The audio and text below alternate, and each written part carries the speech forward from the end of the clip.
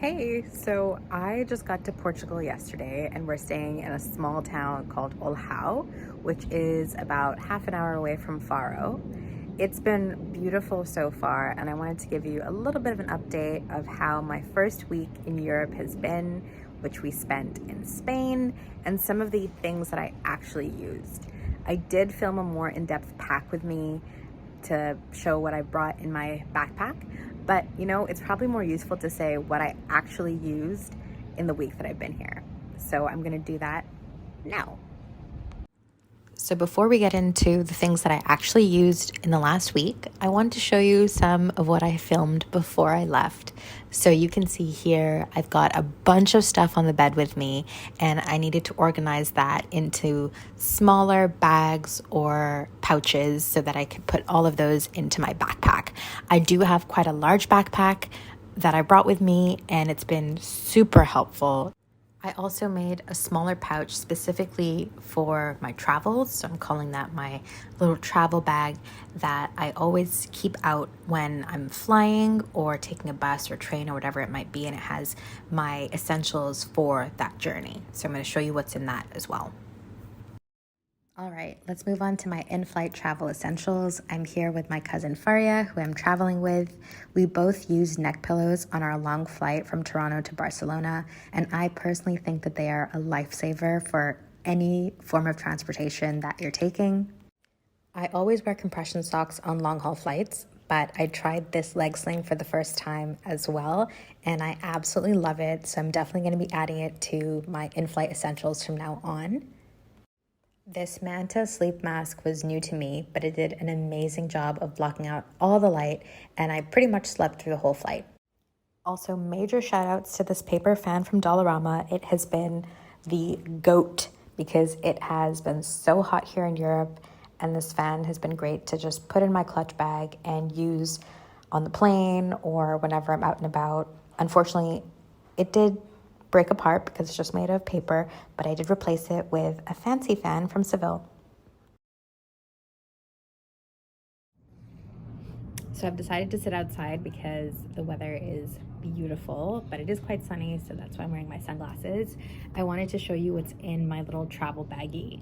So initially when I left from Toronto, I had a compression cube that I had a towel in, as well as this Ziploc bag and a leg sling and an eye mask, a fan, my headphones, and some snacks. Since then, I've actually gotten rid of the towel and I've kind of condensed everything even further so that when I am catching a flight or a bus or whatever it might be, I just really have to grab this. And to be fair, I haven't even used everything inside here, but I'm going to show you what's inside. Okay, so I have this little power bank. It actually isn't really working the way that I want it to, so I'm going to leave it here in Portugal. The charge is actually very brief. It's obviously old, and I guess I haven't been using it regularly enough to keep the charge active and strong. So I do have an extra power bank that my phone is connected to right now, so that should be fine. But I did use this power bank, and I definitely think it's very useful if you're going to be traveling. What else do I have in here? Deodorant. I always carry deodorant with me when I'm traveling because you never want to arrive somewhere kind of smelling bad, and when people do, I think it's kind of gross. I have like 3 different types of wipes in here. So I have face wipes, I have basically like baby wipes, and I also have sanitizing wipes, which I've taken out right now, but they are great when you're on the go, and I always use them to clean my phone as well when I get back from wherever I've been.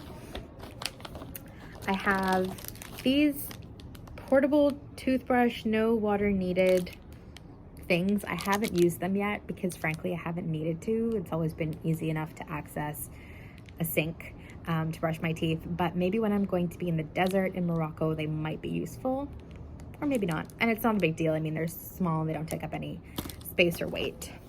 And then what do I have here? I have earplugs, which I have not used yet, and I have tissues, which again I haven't needed yet, but definitely useful to have with you at all times.